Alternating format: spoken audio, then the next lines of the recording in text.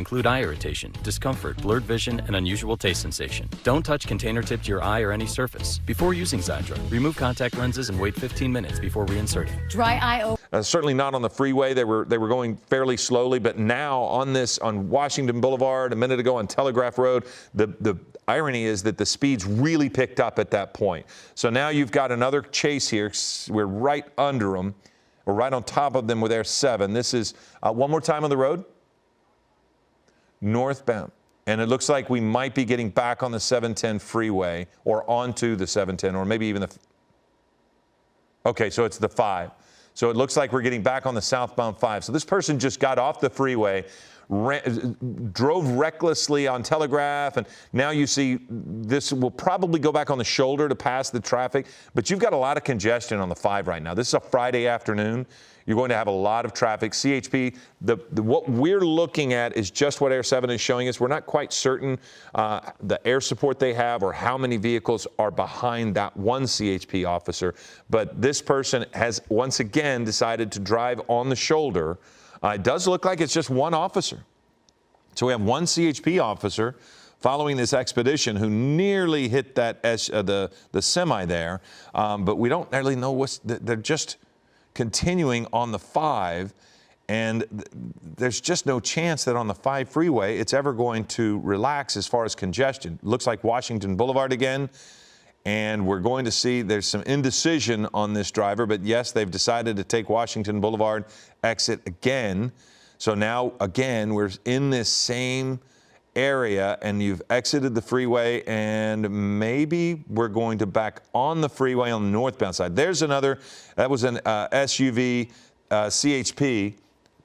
So, okay, so it stayed southbound, did not do a U-turn, just stayed on the southbound side of the 5 freeway, which is very peculiar choice for this driver because the shoulder has been where they were able to get some speed and drive, and then every time there was a chance to get back into traffic, it's just the congestion is just what really destroyed the pursuit. They would just get off of that, and so now this recklessness on this shoulder, there's a near accident right there. So up on the curb, into the dirt, and then back because the shoulder just left.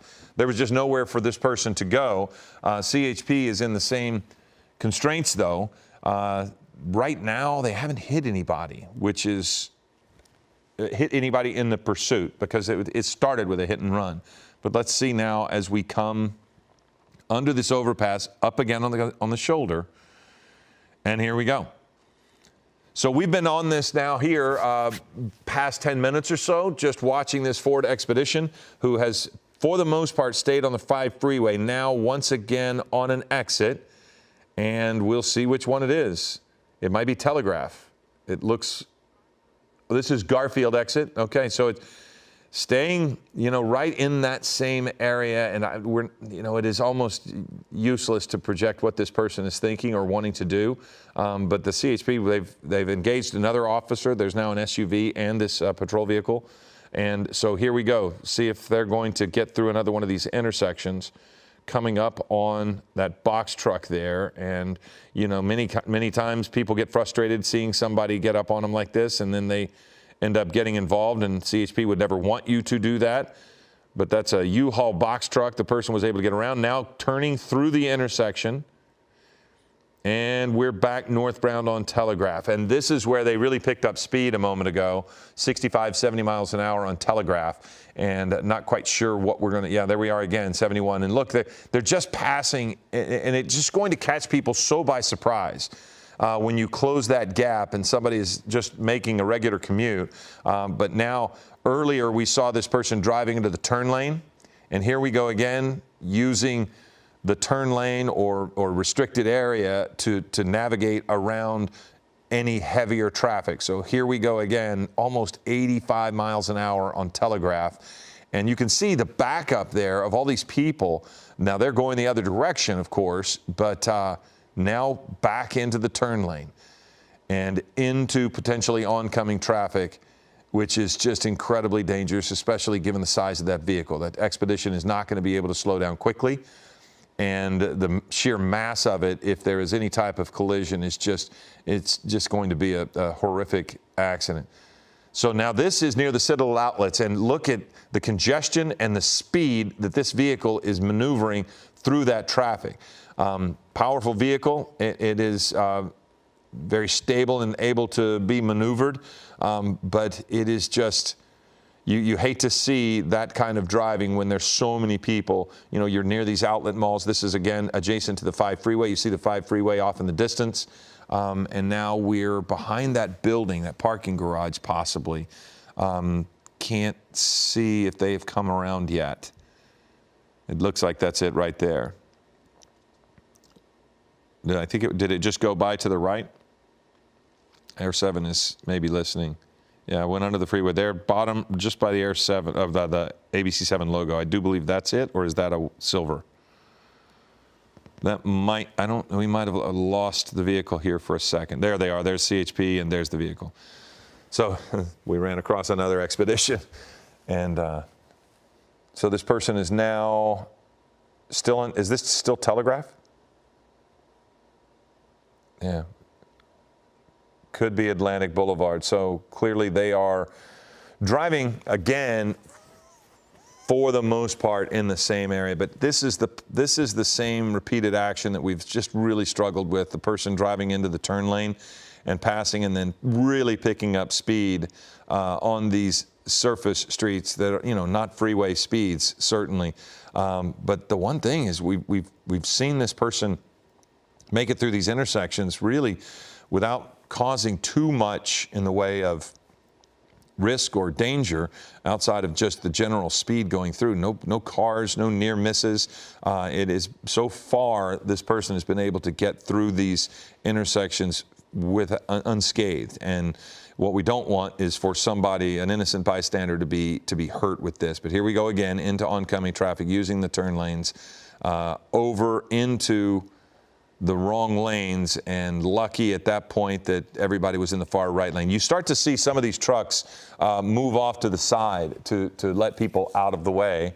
And now here you are again, people crossing crosswalks, and this expedition once again on the move. So this chase began again as a hit and run, and this it's a female driver, female suspect. Initially was on the 91 freeway, and then got on the 5 freeway at several times, has gone north and south on the 5 freeway, using the shoulder to navigate around the heavier traffic, but now off of the freeway. Actually, this started in Hesperia, I'm told. So we started in Hesperia, but has spent much of the time in Southgate, East L.A. area. And again, look at this, over the median and into oncoming traffic with CHP right behind when they approach. Now you start to see multiple CHP vehicles. We're not sure if everyone is CHP. It could be a multi-agency chase at this point. But this person went over the curbs. Passing which boulevard, you said? Beverly Boulevard. So passing Beverly Boulevard. And Ellen Leyva is just joining us, getting logged in here. So she'll join us with this coverage right now. There's no one in the helicopter, so that's the reason why we are just describing what we see with you. Eventually, we'll probably have Chris Christie back in as well. But Ellen, it just gets somewhat terrifying when you see stuff like this. Oh, it certainly does. As she becomes to drive more erratically, you can really see the difference as it's picked up. You know, at first it was pretty benign, and now it seems like it's really escalating. Well, I love that term. I mean, it was just benign on the freeway because the person wasn't yielding. They weren't pulling over, their failure to yield, but they also were just driving in traffic. And then you had this. So now you're in the turn lane when oncoming traffic is coming at you, and it's these streets which are well paved and capable of high speed, but you would prefer not because of these types of intersections. Exactly, and then you see that car is such a heavy car. You know, for it to stop it on a dime is going to be impossible. You see these people that are crossing at the crosswalk, and that's when it gets a little scary. You'd almost prefer to be on the freeway. Well, and we did see one person on the sidewalk with a bicycle, and then this person drove over the median, which was rock and trees and shrubbery. So they're clearly not intending to stop anytime soon. Goodness. But so we're just, because we don't have SkyMap 7, we're a little slow sometimes on which streets we're looking at. But we can tell you that they've not really left the site of the 5 freeway recently. They've been north and south and even right around this area, but just on Telegraph, Atlantic, I think we were on Washington Boulevard, and this person has just kind of been driving around, and we really have no idea what they're thinking, clearly, but they are not wanting to pull over at this point. And we know there's only one person in the vehicle, Philip, or do we know? The only thing we know is that it's a female driver, apparently, Yeah. and then we're trying to figure out if anybody is in the vehicle, and you would hate to see, you know, kids or anything in the vehicle, but Exactly. you know, at this point, we can't really see in the back of the vehicle. But again, coming through another one of these intersections, driving into traffic, and when I say driving into traffic, for anybody who is watching and paying attention, clearly, thankfully, there's no traffic, but into the oncoming lanes. So that's when you really start to wonder, especially because we can't see beyond what Air 7 is showing us. Yes. So we don't know if somebody's coming in that lane or not. Going on westbound Cesar Chavez right now, taking a very strange right-hand turn there from the far left lane, and definitely picking up speed. You know, once East L.A. right now, but look how fast it's going compared to those other cars. That's what has, you know, you Look at that. She was unable to drive this fast on the freeway due to traffic. What's scary is there's enough traffic when she has gotten off the freeway that people are going to be at risk. Like right there, that person just trying to get out of the way, and she's wanting to get onto the right shoulder or right side, and it's just. We've been fortunate so far that nobody's been hit. Certainly have. And again, this started in Hesperia. Now we are in East LA. LA. Yeah. And you know, we come around these corners, but look at the type of road we're on. This is when she really starts to pick up speed. And it's the danger for people who aren't ready for somebody. You know, I would guess this is probably a 45-mile-an-hour speed limit in this area, maybe 50, but she's been going 85 miles an hour down these roads. And I mean, you've got people who put their trash cans out. You've got people who are getting ready to, before long, get out of school. We've seen exercise. We've seen a lot of different things. And this is the worst kind of chase because somebody could just be walking along and in a crosswalk and have no idea what was bearing down on them. Yeah, especially she's barely through these intersections like that. And you have a cross guard with children walking across the street right there. That's exactly what it's 2:30. Oh, goodness. So that's when people are going to eventually and look at this turn, going in the right lane and then trying to make that turn very quickly. And then now we are back onto... Well, we've got a left turn lane. That's a left turn lane that she's in, and now she's going to slide over to the right. Oh, geez. So not sure exactly. This says Ramona Boulevard, and we're going to go with that and say that we think that's what it is. Okay. But yeah, so now we're on Ramona Boulevard and somehow able to stay away from much in the way of traffic when she's off the freeway. Thank goodness. And you figure it's going to pick up a little bit, you know, Friday afternoon, and like you said, school's going to be getting out any minute if it's not out already. And that's when it gets a little more dangerous, people out on the roads and trying to get home and just filling up their afternoon with their activities before the weekend starts. Well, and one thing that you look at, and I know a lot of people would like to see a pit maneuver, but with this speed, when she gets off the freeway and has really picked up the speeds, it's too fast. They can't try the pit maneuver at that speed. And the size of the vehicle. Yeah. The size of the vehicle is going to make it a lot more difficult for the CHP, even if they are able to get right up on them. Yeah, because that's a full-size SUV there. Yeah, an Expedition is, and it's going to be a V8 engine. It's going to be it's going to be fast. The acceleration is not going to be that good, but it can get to a high rate of speed. And again, as I mentioned, and you talked about it, they don't slow down very quickly. Right, exactly. It's not like a vehicle that you can just stop and maneuver very quickly. They are somewhat top heavy, but not really. I mean, not for somebody who's used to driving it. So it's just a big, strong vehicle, and you'd hate to see somebody get hit at a high rate of speed with that. Now in the southwest San Gabriel Valley, and you figure that she's more than likely distracted too. So is she really going to pay attention to where she's going? And maybe she's on the phone. We don't know her state of mind or if she's on anything, but Yeah, look at that. Just right through a stop barreling. sign. Oh, see that's. What was that? A And let's speed bump, or- see if that caused any damage. Oh, Okay, so here, now okay. she's getting out, and it looks as if she's going to try to run away. And that is going to put an end to this chase fairly Yes. quickly because officers were right behind her. You know, you were saying we don't know, but she has not driven in the last 30 minutes as if she was under the influence. Okay. And now she's walked right toward the police officer. She kind of made it easy for him. And they were going to.